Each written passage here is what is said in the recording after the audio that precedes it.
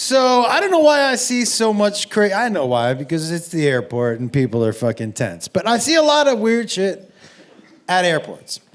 And so Jacob and I were getting off the plane. It was pretty early in the morning. And maybe from me to that first riser right there, this man and this woman are arguing with each other. And she's like, "That's exactly what it smells like."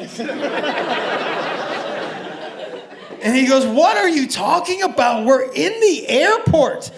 She goes, "It doesn't matter. That's exactly what it smells like. Don't tell me that's not what it smells like." And he goes, "I have no idea what you're saying." And he turns to Jacob and me and he goes, "Guys, smell this." And I was like, "Get the fuck out of here."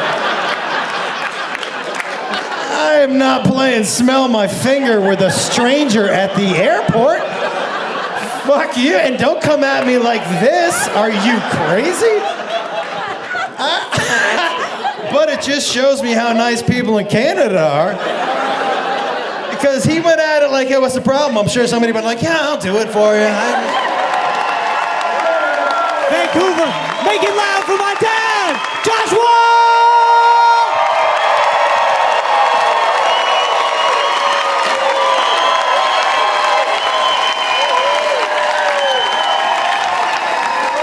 Hey, one more time for Jacob, everybody. Let him hear it one more time for Jacob Wolf.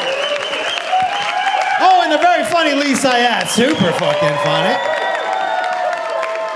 I gotta tell you, man, it's so much fun traveling with Jacob. He's never been, yeah, it's really the time. Did anybody come here with their parents tonight? Yeah. Well, this is your kid right here. How old are you, dude? 16. That's how he's gonna laugh. Fantastic. Okay. Well, listen, man. When it gets to the real uncomfortable parts for you to be in front of your mom to hear, I'm gonna walk over and say them right to your fucking faces.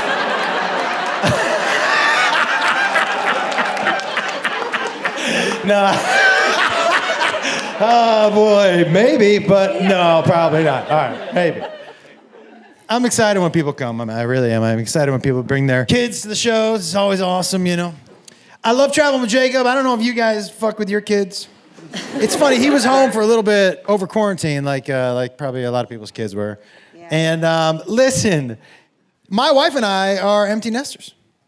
We are used to being able to have sex whenever we want, wherever we want. And so one night, I was kind of horny, and I said to Beth, I go, "Hey," we were in our room, I go, "Hey, you want to roll around?" She goes, "Jacob's home." And I was like, "We'll turn up the TV." And she goes, "He's not 8. And I was like, "Yeah, but let's give it a try, you know."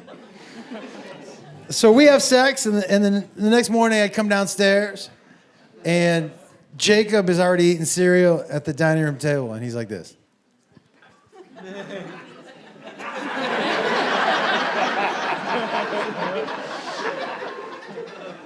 And I go, "How's it going, buddy?" He goes, "Not great." I was like, "What's going on?" He goes, "Do you have to have sex in the house?" "In the house. You have to have sex in the house." And I was like, where do you want me to have sex?" And he goes, "I don't know, anywhere but in the house. New rule. No more having sex when I'm in the house. New rule." And I was like, "Dude, you don't get to make rules. This is my house. I will wipe my dick on the butter if I want to. Do you understand? I might have sex tomorrow in your room, otherwise known as my other room, dude. Shut the fuck up with your rules."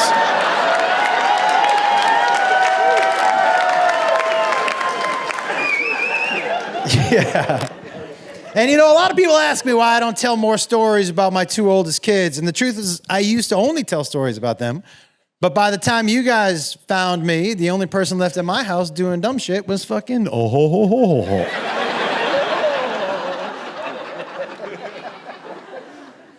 And so, look, man, and I raised 3 kids by myself for a little while. And if you have ever raised kids without money, you know that sometimes you are the entertainment, right? You can't pay for it, so you have to invent something fun. And so I know some people have some parenting hacks. I'm going to throw one out for you. So we couldn't afford amusement parks, roller coasters, shit like that. But the kids loved roller coasters. So instead of a roller coaster, I would take them to an empty parking lot at night. And I would put them in the trunk of my car, and I would just drive around real fast. Like Space Mountain or some shit, you know? The fun for you is pumping the brakes, because you can hear ooh, ooh in the trunk, which is pretty funny. We used to play IKEA, hide and go seek at IKEA. It was like a big indoor house where they wouldn't let the kids outside. It was perfect, you know? I will tell you also, I was parenting before there were baby changing stations in men's rooms. And I'm sure a lot of you guys did too. And if you had to parent before then, you changed your kids in some weird places. I will tell you, one time we were at IKEA, and so I'm walking out of the men's room. Jacob, I need to change his diaper. There's no baby changing station in there. Jacob was like 1.5 years. My daughter, Caitlin, was probably 5, and Trevor, my oldest son, was like 6.5. And I come out of the men's room, no baby changing station. I see a woman come out of the woman's room, and I said, hey, can you do me a favor? Is there a baby changing station in there? And she said, yeah.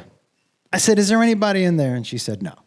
I said, can you do me a favor? Can you watch the door? I just need to change my son. And she was like, yeah, of course, no problem.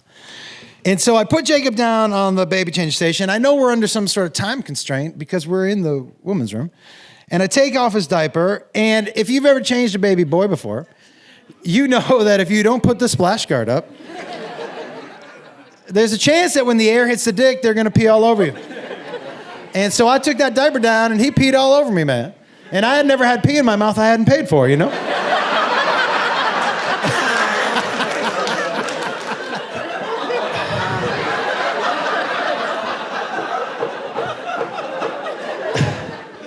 So, I'm honestly too high to remember where I was in that story. Oh, thank you. Pee in my mouth. Thank you, dude, for... Thanks for screaming that out from the darkness. I appreciate that. Pee in my mouth. Yeah, okay, I got you. And so I got this pee all over myself, man. And I'm like, ooh, eat.